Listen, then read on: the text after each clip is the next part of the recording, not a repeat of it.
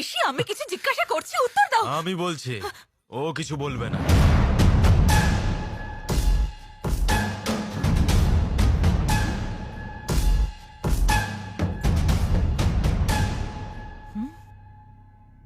ঋষি কোনো আজে বাজে বংশের ছেলে নয়।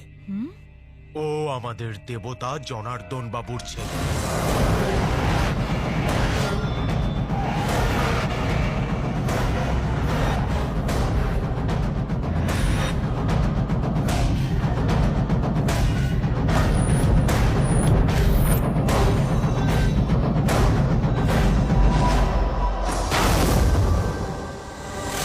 বড়বাবু এসে গেছেন, চলো দাদা ভেতরে যাই।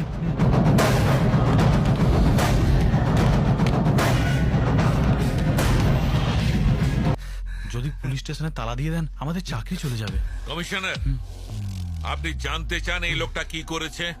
লক্ষ্মী, বড়বাবু, ওনাকে বলো তোমার সঙ্গে কি হয়েছে।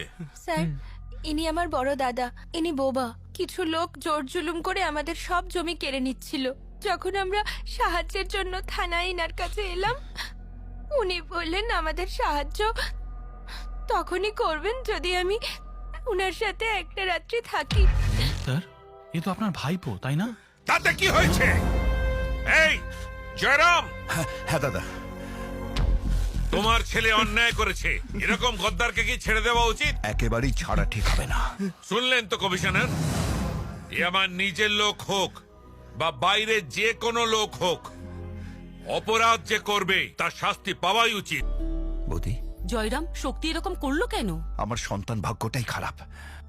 ওর জন্ম হতেই আমার স্ত্রী চলে গেল। আজকের পর থেকে আমার কোনো সন্তান নেই। বৌদি, দাদা খুব রেগে আছে।